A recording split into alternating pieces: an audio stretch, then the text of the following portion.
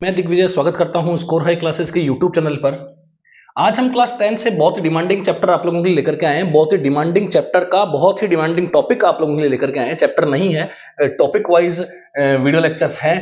तो बात करेंगे आज चैप्टर 3 से, एनसीईआरटी के चैप्टर 3 से pair of linear equation in two variables के बोट एंड स्ट्रीम प्रॉब्लम की, जहां पे किसी स्ट्रीम में बोट क्या करेगी, फ्लो करेगी। तब हम देखेंगे कि जब स्ट्रीम फ्लो करती है तो बोट उसकी डायरेक्शन में जब फ्लो करती है तो क्या होता है, या फिर स्ट्रीम के ऑपोजिट डायरेक्शन में जब बोट फ्लो करती है तो क्या होता है, या फिर बोट स्टिल वाटर में फ्लो करती है तो क्या होता है। स्टूडेंट्स, हम कितने केसेस की बात करने जा रहे हैं? यहाँ पे हम 3 केसेस की बात करने जा रहे हैं, जब बोट स्टिल वाटर में फ्लो करेगा या फिर बोट जब किसी रनिंग वाटर में फ्लो करेगा। तो रनिंग वाटर में कितने केसेस निकल के आएंगे? 2 केसेस, जहां पे एक को बोला जाएगा अपस्ट्रीम और सेकंड वन को बोला जाएगा downstream.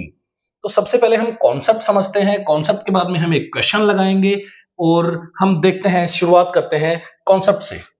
Boat in still water, सबसे पहले आप लोगों को समझना है कि जब पानी नहीं चल रहा है, स्ट्रीम इज नॉट रनिंग, जब स्ट्रीम नहीं दौड़ रही है, तब हम मानेंगे कि जो y है वो क्या है, 0। अब इसमें y क्या है? Speed of stream. y क्या है? Speed of stream. हमने y क्या लेट किया हुआ है?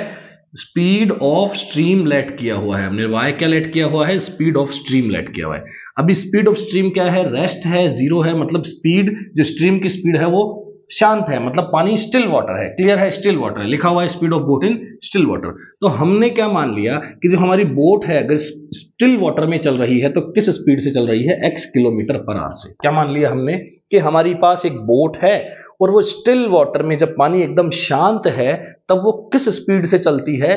x किलोमीटर पर आवर से चलती है, मतलब 1 घंटे में, 1 आवर में x किलोमीटर दूरी, डिस्टेंस तय करती है। क्लियर है? बात करते हैं अपस्ट्रीम की। अब अपस्ट्रीम का मतलब देखो, हिंदी में जो अपस्ट्रीम का मतलब होता है वो कुछ ऐसे है, हिंदी में थोड़ा अलग ही मतलब है, धारा की विपरीत दिशा में। क्या? धारा की विपरीत दिशा में। अपस्ट्रीम का क्या मतलब है? धारा, धारा मतलब फ्लो, फ्लो किसका? स्ट्रीम का। धारा मतलब स्ट्रीम, स्ट्रीम के फ्लो में ऑपोजिट डायरेक्शन। मान लेते हैं कि स्पीड जो है स्ट्रीम की वो कितनी है? y है, इस डायरेक्शन में है। मान लेते हैं कि स्ट्रीम जो है, बोट नहीं, स्ट्रीम जो है, पानी जो बह रहा है, पानी जो बह रहा है, नदी जो जा रही है, किधर जा रही है? इधर जा रही है नदी। ठीक है, लेकिन हमारी बोट किधर आ रही है? हमारी बोट आ रही है, इधर आ रही है। हाँ, ये एरो लगा दिया। हमारी बोट क्या आ रही है? इधर आ रही है बोट। तो बोट, लेकिन जब बोट एक्स जो बोट है वो स्टिल वाटर में चलती है तो किसे चलती है? एक्स से। स्टिल वाटर में चलती है तो किसे चलती है? एक्स से। लेकिन जब वाटर भी फ्लो करता है और बोट को भी चलना होता है, तब कंडीशन 2 आती है, एक अपस्ट्रीम आती है और एक डाउनस्ट्रीम आती है। तो अपस्ट्रीम के अंदर बोट चलती है स्ट्रीम के ऑपोजिट डायरेक्शन में, जो बोट चलती है वो स्ट्रीम के ऑपोजिट डायरेक्शन में चलती है। इसका मतलब हुआ कि अब जो हमारी बोट है वो x किलोमीटर पर आवर से नहीं चल पाएगी। अब हमारी boat x kilometre per our से नहीं चल पाएगी बिकॉज वो ऑपोजिट डायरेक्शन में जा रही है। जब वाटर एकदम स्टिल होता है तब x से चल पाती है। अब वाटर तो उसके ऑपोजिट डायरेक्शन में फ्लो कर रहा है, तो अब x से नहीं चल पाएगी, कम हो जाएगी। कितनी कम हो जाएगी? y कम हो जाएगी। दिमाग में फिट कर लीजिए, एकदम इजी है, कुछ भी नहीं है। अगर बोट स्टिल वाटर में x किलोमीटर पर आवर से चलती है तो अपस्ट्रीम में x से नहीं चल पाएगी, उसकी स्पीड लिटिल बिट कम हो जाएगी। कितनी कम हो जाएगी? x माइनस वाई ही रह जाएगी, कम हो जाएगी। दिमाग में रखिए, अपस्ट्रीम का मतलब है कम होना, स्पीड का, बोट की स्पीड का क्या होना? स्टिल वाटर से कम होना, x माइनस वाई रह जाएगी। ध्यान से देखिए, डाउनस्ट्रीम को देखिए, अगर वाटर का फ्लो y है तो स्पीड जो बोट की है वो नहीं रहेगी, अब x नहीं रहेगी, बढ़ जाएगी, क्योंकि फ्लो भी उधर है ना, वाटर का फ्लो भी उधर है और बोट की स्पीड भी उधर है, बोट का फ्लो भी उधर है। तो क्या हो जाएगी? x प्लस वाई किलोमीटर पर हो जाएगी। डाउनस्ट्रीम को बोला जाता है धारा की दिशा में। डाउन स्ट्रीम को बोला जाता है, हिंदी में बता रहा हूं, धारा की दिशा में, मतलब जिधर वाटर का फ्लो है, जिधर स्ट्रीम का फ्लो है, उसी डायरेक्शन में क्या फ्लो कर रही है हमारी बोट, और यहां पे जिधर स्ट्रीम का फ्लो है उसके ओपोजिट डायरेक्शन में क्या फ्लो कर रही है हमारी बोट। और यहाँ पे जो वाटर है वो कैसा है, स्टिल है, रुका हुआ है। बोट किससे चल रही है, एक्स से। अपस्ट्रीम में किससे चलने लगेगी, एक्स माइनस वाई से, और डाउन स्ट्रीम में किससे चलने लगेगी, एक्स प्लस वाई से। यहाँ प्लस क्यों हो रहा है, क्योंकि यहाँ उसका सपोर्ट हो रहा है। यहाँ माइनस क्यों हो रहा है, क्योंकि यहाँ इसको बोट, यहाँ इसको स्ट्रीम क्या कर रही है, ओपोज कर रही है। क्लियर है, कॉन्सेप्ट क्लियर हो गया। आप नोट कर सकते हैं कॉन्सेप्ट को। उसके बाद मैं आप लोगों को एक क्वेश्चन करवाने जा रहा हूं। अब एक क्वेश्चन करते हैं जिससे हमें पूरा क्लियर हो जाएगा कि हम क्वेश्चन को कैसे अटेम्प्ट करें, क्योंकि हमें ये तो समझ में आ चुका है, एक्स समझ में आ चुका है, वाई भी आ चुका है, एक्स प्लस वाई और एक्स माइनस वाई, दोनों तीनों बातें तो समझ में आ गई है, डाउनस्ट्रीम अपस्ट्रीम बातें तो समझ में आ गई, बस क्वेश्चन करना आना चाहिए। चलो क्वेश्चन की शुरुआत करते हैं। बोट गोज, एक नाव जाती है 12 किलोमीटर अपस्ट्रीम, मतलब 12 किलोमीटर चलती है। अपस्ट्रीम की कंडीशन में क्या है, बोट, हमारे बोर्ड के अकॉर्डिंग अभी हमने जो समझा है उसके अकॉर्डिंग बोट किधर जा रही है, लेफ्ट साइड, और स्ट्रीम किधर जा रही है, right side, that is called upstream, and both are in same direction, that is called downstream. So 12 kilometre upstream and 40 kilometre downstream in 8 hours, मतलब 8 घंटे में वो 12 किलोमीटर तो चलती है अपस्ट्रीम और 40 किलोमीटर चलती है डाउनस्ट्रीम। आगे बोलता है it can go 16 kilometre upstream and 32 kilometre downstream in the same time.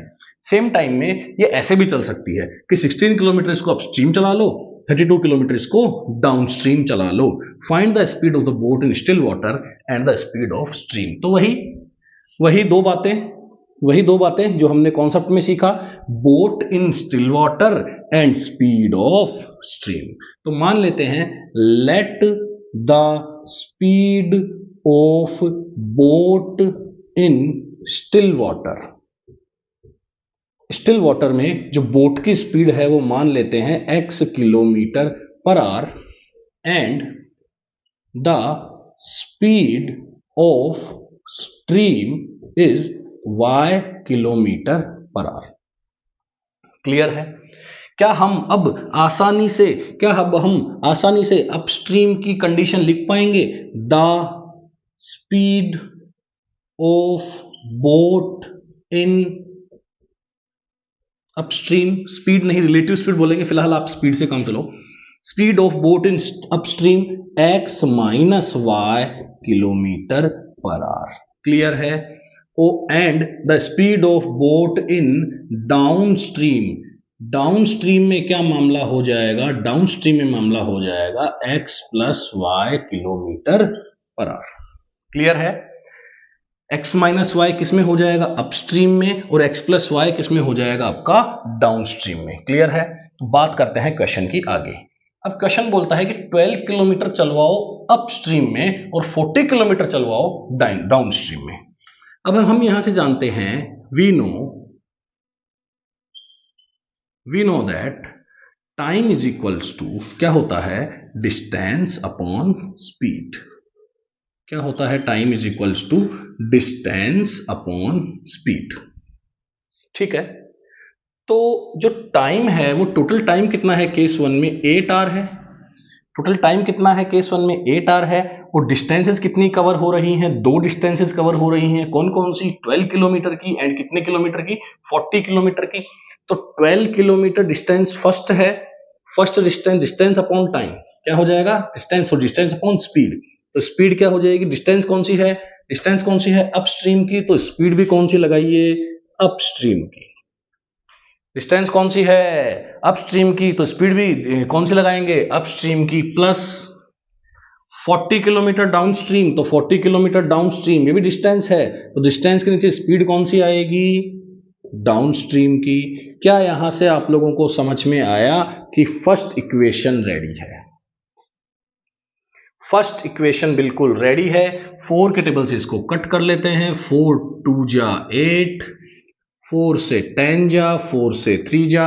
Equation फिर से आ गई है, नई इक्वेशन इजी वाली, 3 upon x minus y, 10 upon x plus Y equal to 2 क्या नाम देंगे? इक्वेशन 1। अगेन जो ये काम कर दिया है बस वही काम वापस करना है। 16 kilometre upstream. Now again according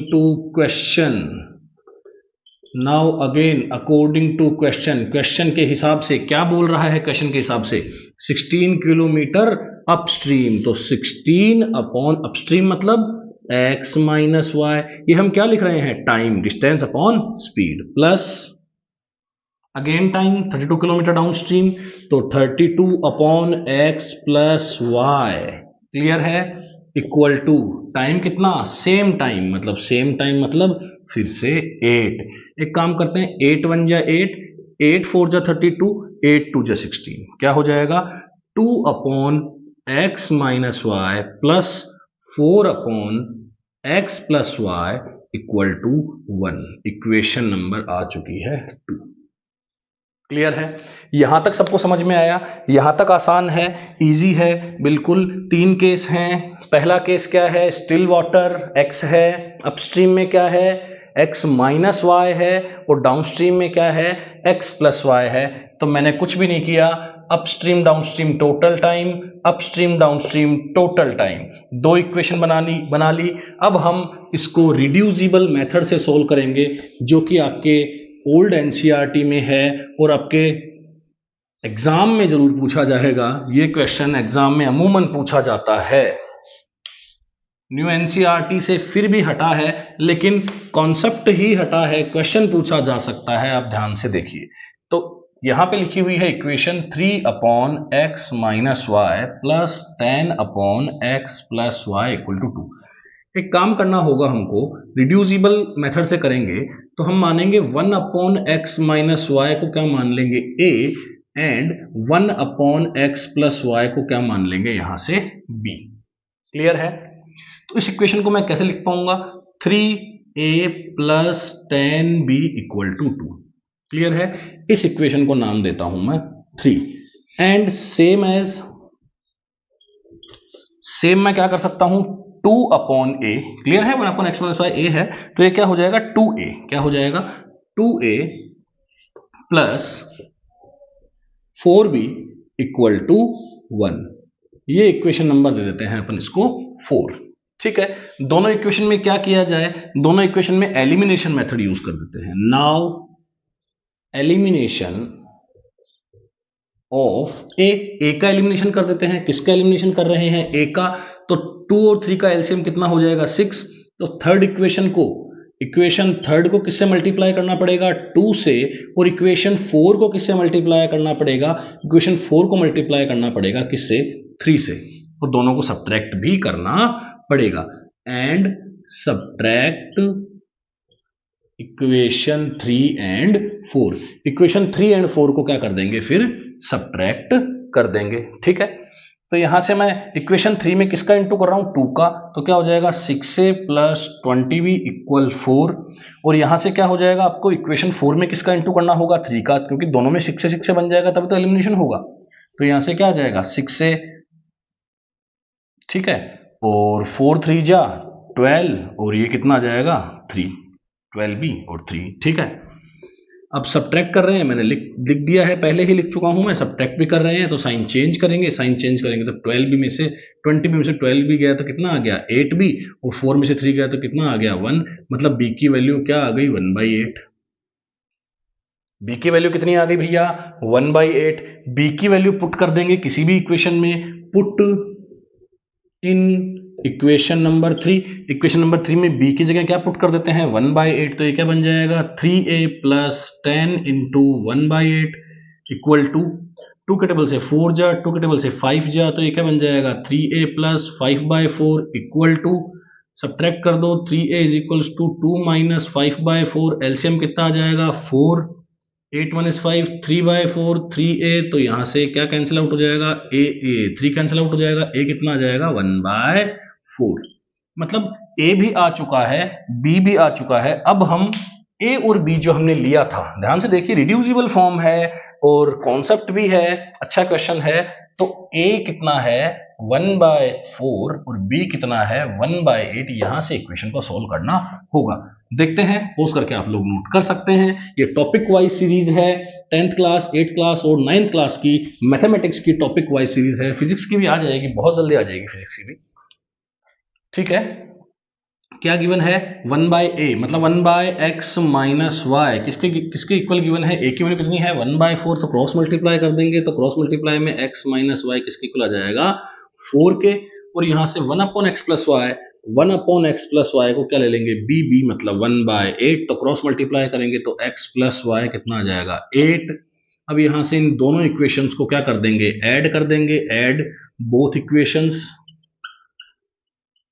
दोनों इक्वेशंस को क्या कर देंगे ऐड, तो यहां से x माइनस वाई 4 है और x प्लस वाई कितना है 8, y से y कैंसिल, x और x 2x, ये 12, तो x की वैल्यू 12/2 मतलब x की वैल्यू 6 किलोमीटर पर आवर। क्या कैलकुलेट करना था, x हमने क्या लिया था the speed of boat in still water, still water में स्पीड, और y कितना आ जाएगा, y उठा के आप किसी भी इक्वेशन में पुट कर दीजिए, इसमें पुट कर दीजिए आप x उठा के 6, तो 6 माइनस हो जाएगा तो y कितना आ जाएगा यहाँ से 2 kilometre per our. I hope आप लोग जब ये वीडियो देख रहे हैं तो आप लोगों को एक क्वेश्चन समझ में आया होगा, कॉन्सेप्ट भी समझ में आया होगा। Thank you so much.